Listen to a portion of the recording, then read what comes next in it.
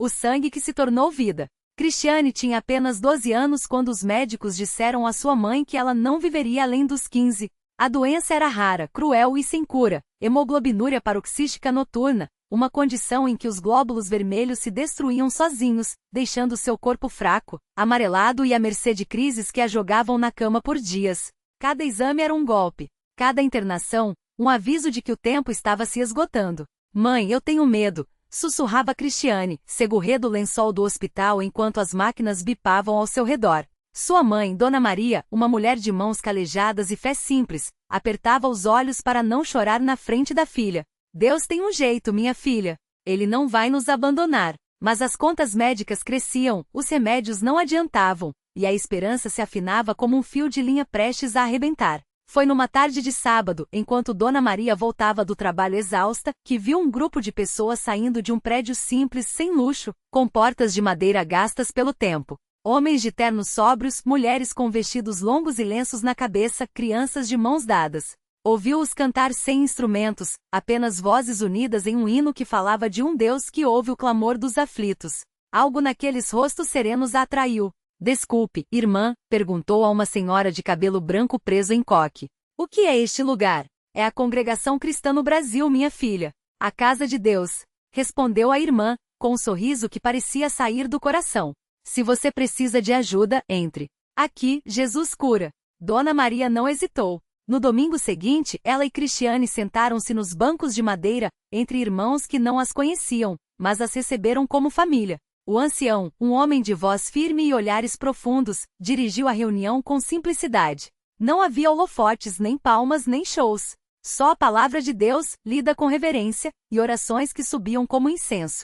Cristiane, fraca, apoiava a cabeça no ombro da mãe enquanto os irmãos cantavam o hino Jesus, terno pastor, a capela. Não havia piano, nem bateria, apenas vozes puras, cheias de fé. E algo dentro dela, algo que não era físico, começou a se mexer. Irmãos, temos aqui uma menina que precisa de um milagre, disse o ancião, depois de ouvir o relato de Dona Maria, feito entre lágrimas. Vamos orar. Todos se ajoelharam. Mãos se estenderam sobre a cabeça de Cristiane. Ela sentiu o calor daquelas palmas, rugosas de trabalho, mas macias de compaixão. Ouvia as vozes dos irmãos clamando, não com gritos, mas com uma certeza que ela nunca tinha visto antes. Senhor, Tu és o Deus que sara. Tocai esta criança. Que o sangue que hoje a destrói seja renovado pelo Teu poder. Cristiane fechou os olhos. E então, como um sopro, sentiu algo diferente. Não foi uma luz, nem um trovão. Foi uma paz. Uma certeza tão forte que lhe subiu pelas pernas, como se alguém tivesse desamarrado cordas que a prendiam. Eu estou curada, sussurrou, sem entender como aquelas palavras saíram de sua boca. Dona Maria a abraçou, tremendo. Na semana seguinte, os exames vieram. O hematologista, um homem cético, franziu a testa ao ver os resultados. Isso não faz sentido, murmurou, olhando os números. Os níveis de hemoglobina estão normais. Os marcadores da doença sumiram. Cristiane sorriu. Ela já sabia. No domingo seguinte, ela estava de pé, diante dos irmãos, dando seu testemunho. Sua voz não tremia. Eu vim aqui doente. Mas Deus me curou. Não foi medicina, não foi sorte. Foi a fé nesta igreja, foi a oração dos santos. O ancião sorriu, com os olhos brilhando. Glória a Deus! Responderam os irmãos, em coro. Anos se passaram. Cristiane cresceu, batizou-se nas águas da mesma igreja, participava da Santa Ceia com reverência, lembrando-se sempre daquele dia em que o pão e o vinho ganharam um significado novo para ela. A doença nunca voltou. Hoje, quando alguém lhe pergunta como foi curada, ela responde com a mesma simplicidade que aprendeu naqueles bancos de madeira. Não foi um homem, não foi um método. Foi Deus. E Ele usa pessoas humildes que não buscam fama, mas só o servem de coração. A Congregação Cristã no Brasil me ensinou que milagre não é espetáculo. É amor. É fé. É Deus agindo quando a gente menos espera. E então ela canta baixo, como fazia naquela tarde. Jesus, terno pastor, dai-me forças para lutar, porque algumas curas vêm pelo médico, outras só pelo Criador, e as que vêm dele, ninguém pode explicar. Só agradecer. A vida de Dona Maria não voltou a ser a mesma depois daquele milagre. Não porque ela tenha se tornado uma figura famosa ou procurada por repórteres, pelo contrário. Ela continuou sendo a mesma mulher simples que acordava antes do sol nascer para preparar o café e arrumar a casa. Mas agora seus olhos brilhavam com uma luz diferente. Uma luz que só quem já viu a mão de Deus de perto conhece. Os vizinhos notaram a mudança. Antes, ela mal tinha forças para varrer a calçada. Agora, carregava sacolas de compras para as idosas da rua. Antes, sua voz era fraca, quase um sussurro. Agora, cantava hinos com tal convicção que até os que passavam na porta da igreja paravam para ouvir. Não era uma voz bonita, nem afinada. Era uma voz cheia de gratidão. Um dia, uma jovem chamada Ana, recém-chegada ao bairro, bateu à sua porta. Trazia no rosto a marca de quem já chorou demais. Contou que o médico havia dito que seu filho de 7 anos, Lucas, tinha uma doença rara nos rins e que as chances eram poucas. Já tentei de tudo, Dona Maria. Até promessa para santo eu fiz. Mas ouvi dizer que a senhora que aqui na igreja. Dona Maria não hesitou. Pegou a mão da moça que tremia e disse com firmeza: venha. Não é na minha casa que você vai encontrar a resposta. É nele. Naquela noite a congregação estava cheia. As luzes amareladas das lâmpadas antigas iluminavam os rostos concentrados em oração. Ana seguiu Dona Maria até os bancos da frente, onde as irmãs mais velhas sempre se sentavam. Lucas, pálido e quieto, encostou a cabeça no ombro da mãe. Quando o irmão que presidia a reunião pediu para que quem tivesse um pedido especial se levantasse, Ana sentiu o coração bater forte. Mas Dona Maria, como se soubesse o que ela estava pensando, segurou seu braço com suavidade e sussurrou: levanta, filha. Deus não olha para quem tem medo. Ele olha para quem tem fé. Ana se levantou com Lucas ao seu lado. Não conseguiu dizer nada. Só chorou. Mas naquele silêncio, entre os irmãos que oravam baixinho e as mãos erguidas, algo aconteceu. Na semana seguinte, os exames de Lucas mostraram uma melhora inexplicável. Os médicos coçavam a cabeça, falando em remissão espontânea. Ana sabia a verdade. E Dona Maria, com um sorriso quieto, apenas disse: é assim que ele faz. Quando a gente menos espera, ele mostra que está no controle. Os anos passaram. Lucas cresceu saudável, Ana se batizou e se tornou uma das irmãs mais dedicadas da congregação. E Dona Maria?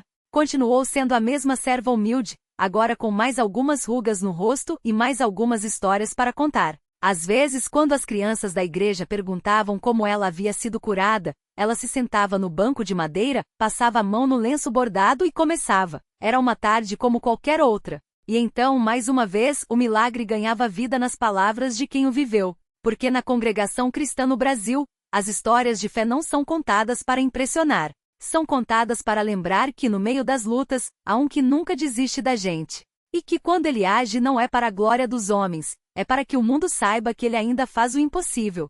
Sempre fez. Sempre fará. Os anos passaram, e a pequena igreja de madeira onde Dona Maria e Ana serviam ganhou novas paredes, novos bancos, novos irmãos. Mas uma coisa nunca mudou: a fé daquelas pessoas. E foi justamente nessa congregação, agora com o chão de cimento liso e as janelas pintadas de azul claro, que outro milagre estava prestes a acontecer. Era um domingo de sol forte, daquele que faz as folhas das árvores brilhar como se tivessem sido lavadas. O irmão Paulo, um homem simples que trabalhava na roça desde menino, chegou mancando para o culto. Havia meses ele sentia uma dor aguda nas costas, que começara como um incômodo e se tornará uma tortura. Os médicos disseram que era hérnia de disco, que precisaria de cirurgia, que talvez nunca mais conseguisse carregar um saco de milho sem sentir pontadas. Ele ouviu tudo calado, mas no fundo, seu coração clamava: Senhor, o Senhor sabe que eu preciso trabalhar. Minha família depende de mim. Naquele dia, enquanto os hinos eram entoados e as vozes se uniam em um só clamor, o irmão Paulo sentiu algo diferente. Não era só a dor, que parecia pulsar mais forte a cada minuto. Era uma certeza, uma paz que ele não conseguia explicar. Quando o irmão que presidia o culto pediu para que os enfermos se levantassem para a oração, ele hesitou. Não queria chamar atenção, não queria que pensassem que estava fazendo cena.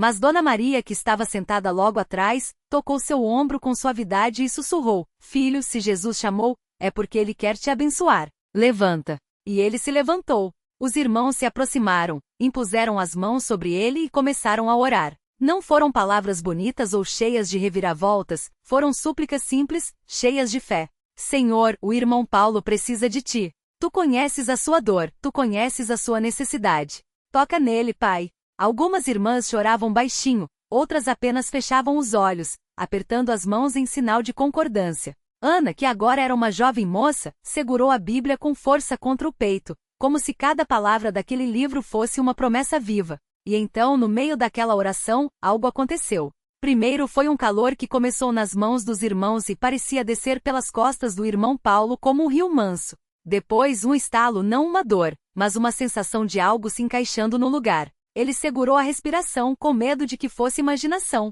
Mas quando moveu o corpo lentamente não sentiu a pontada costumeira. Não sentiu nada. Os irmãos ainda oravam, mas ele já sabia. Abriu os olhos, olhou para as próprias mãos e então, sem dizer uma palavra, se agachou e se levantou de um pulo. Os que estavam perto recuaram, surpresos. Alguns soltaram exclamações de alegria, outros levaram as mãos à boca, incrédulos. O irmão Paulo sorriu um sorriso largo, daqueles que nascem do fundo da alma, e disse, com a voz embargada, glória a Deus. Estou curado. O culto daquele dia não terminou como planejado. Virou um momento de louvor espontâneo, de testemunhos, de lágrimas de gratidão. O irmão Paulo, que minutos antes mal conseguia andar, agora dançava sim, dançava, no meio da congregação, levantando as mãos para o céu. As crianças que antes brincavam nos fundos da igreja, agora corriam para perto dele pulando e gritando, tio Paulo, o Senhor tá bom. O Senhor tá bom. Na semana seguinte, ele voltou ao trabalho na roça. Carregou sacos de milho, cavou a terra, colheu os frutos, e não sentiu uma só dor. Os vizinhos que sabiam de seu problema ficaram boquiabertos. Alguns, céticos, diziam que era coincidência. Outros, porém, começaram a perguntar, como foi que isso aconteceu? E o irmão Paulo, assim como Dona Maria anos antes, sentava-se à sombra de uma árvore, tirava o chapéu e começava. Era um domingo como outro qualquer. Porque na congregação, os milagres não são coisas do passado. São sinais de que Deus ainda fala, ainda age, ainda transforma vidas. E cada história como a de Dona Maria, de Ana, do irmão Paulo, é um lembrete. A fé não é só para os dias fáceis. É para quando as costas doem, quando o corpo falha, quando o mundo diz que não há mais jeito. É nessas horas que ele se aproxima e diz, confia em mim. E quem confia, vê a glória de Deus. Naquele mesmo ano, enquanto as histórias de Dona Maria e do irmão Paulo se espalhavam pela região, uma jovem chamada Lúcia chegava à congregação com o coração partido e as mãos trêmulas. Ela carregava um segredo que a consumia por dentro, um diagnóstico médico que não deixava margem para a esperança. Os exames confirmavam uma doença rara, agressiva, que já começava a roubar suas forças. Os médicos tinham sido claros, prepare-se. O tempo é curto. Lúcia entrou na igreja arrastando os pés, como se cada passo pesasse uma tonelada. Não sabia ao certo por que tinha vindo, talvez por desespero, talvez porque uma tia insistira. Minha filha, onde o homem não pode, Deus pode. Ela se sentou nos últimos bancos, longe de todos, com medo de que alguém notasse suas lágrimas. Mas ali, entre os cânticos e as orações, algo começou a mexer dentro dela. Não era alívio, não ainda. Era uma voz pequena teimosa que sussurrava, fica.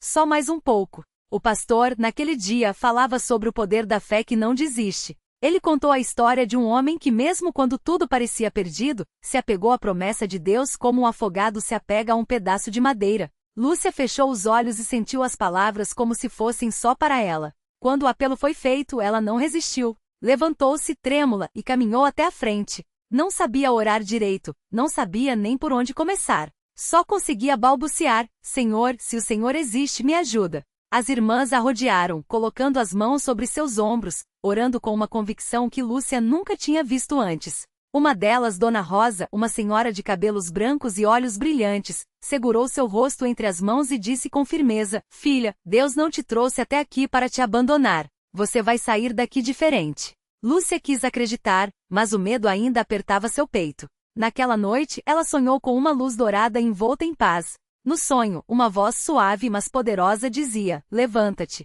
Está consumado. Ela acordou de repente, suando, o coração batendo forte. Mas havia algo estranho. A dor que a acordava todas as madrugadas havia sumido. E não era só isso. Ao se levantar, sentiu as pernas firmes, o corpo leve, como se uma carga invisível tivesse sido tirada dela. No dia seguinte, Lúcia voltou ao médico mais por obrigação do que por esperança. O doutor, sério, revisou os exames, fez novos testes, franziu a testa. Depois, olhou para ela com uma expressão que ela nunca esqueceria. Não entendo. Os marcadores da doença sumiram. É como se você nunca tivesse tido nada. Ele balançou a cabeça, incrédulo. Isso não tem explicação médica. Lúcia não precisou explicar. Ela sabia. Voltou correndo para a congregação, desta vez sem medo, sem vergonha. Quando entrou, todos a viram o brilho nos olhos, o passo firme, o sorriso que não cabia no rosto. Dona Rosa a abraçou chorando. Eu não te falei? Deus é fiel. E Lúcia, entre lágrimas e risos, contava para quem quisesse ouvir. Eles disseram que eu não tinha cura. Mas Deus disse que eu tinha. A notícia se espalhou como fogo. Pessoas que antes passavam pela igreja sem nem olhar começavam a parar, a perguntar, a entrar. Alguns vinham por curiosidade, outros por desespero. Mas muitos ficavam porque ali, entre aquelas paredes simples, eles encontravam algo que o mundo não podia oferecer. Esperança que não mentia, amor que não desistia, um Deus que ainda faz milagres. E assim a congregação continuava sendo um farol. Não por causa de prédios grandiosos ou palavras bonitas, mas porque ali, entre gente comum, Deus escolheu revelar seu poder. Porque Ele não muda. Ontem, hoje e sempre Ele é o mesmo. Aquele que seca lágrimas, que cura feridas, que transforma cinzas em beleza. E quem duvida que venha ver. Porque na congregação os milagres não são lendas. São histórias de pessoas como você e eu, que ousaram acreditar quando tudo dizia não, que se ajoelharam quando as forças acabaram, e que no silêncio da fé, ouviram a voz de Deus sussurrando, eu estou aqui. Era uma noite de quarta-feira, como tantas outras na congregação cristã no Brasil. O salão estava cheio não só de bancos ocupados, mas de corações que traziam suas dores escondidas sob sorrisos tímidos. Entre eles estava a Dona Maria, uma senhora de mãos calejadas e olhos cansados de tanto chorar. Há 3 anos ela lutava contra uma doença que os médicos já haviam desistido de tratar. Não há mais o que fazer, disseram. Mas Dona Maria não aceitou aquela sentença. Se o homem não tinha resposta, ela buscaria no único lugar onde ainda havia esperança, aos pés de Jesus. Ela não contou a ninguém, nem mesmo ao marido, que naquela noite decidiu ir à igreja pela última vez. Não por desânimo, mas por uma certeza que ardia dentro dela. Ou Deus a curaria, ou a levaria. E qualquer um dos dois seria a vitória. Sentada no fundo do salão, ela fechou os olhos e começou a orar em silêncio, enquanto os hinos subiam como incenso aos céus. De repente, sentiu uma mão no ombro. Era a irmã Clara, uma obreira que tinha o dom de enxergar além das aparências.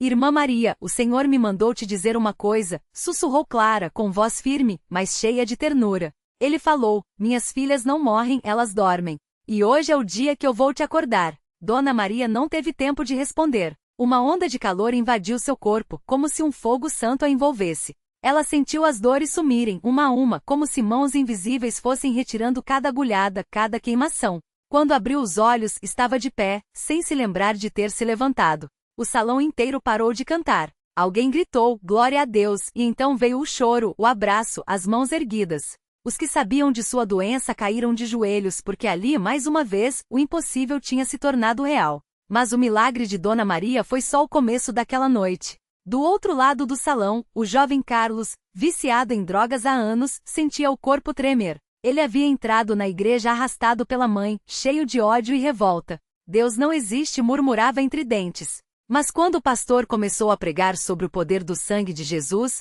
algo dentro dele se quebrou. Foi como se uma corrente invisível se rompesse. De repente ele viu, em visão, Jesus estendido na cruz, olhando diretamente para ele. E ouviu uma voz, filho, você já está livre. Carlos caiu no chão, chorando como uma criança. Quando se levantou não era mais o mesmo.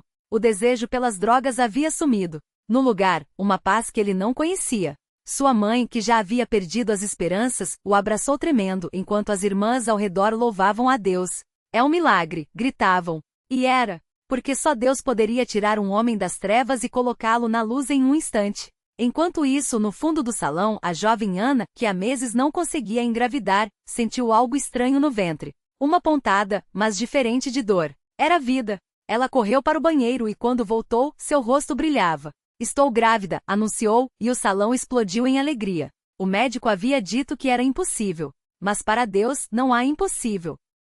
Aquela noite na congregação não foi diferente das outras só pelo número de milagres. Foi diferente porque, mais uma vez, Deus provou que não precisa de holofotes ou propagandas para agir. Ele escolhe o lugar simples, o coração quebrantado, a fé que parece pequena, mas que, na verdade, é grande o suficiente para mover montanhas. E assim, quando o culto terminou e as pessoas saíram para suas casas, levavam mais do que uma memória. Levavam uma certeza, que Deus ainda fala, ainda cura, ainda transforma. Que Ele não é uma ideia distante, mas um Pai que se importa com cada lágrima, cada sonho, cada batalha. Porque na congregação, os milagres não são contados como histórias do passado. São vividos, sentidos, celebrados.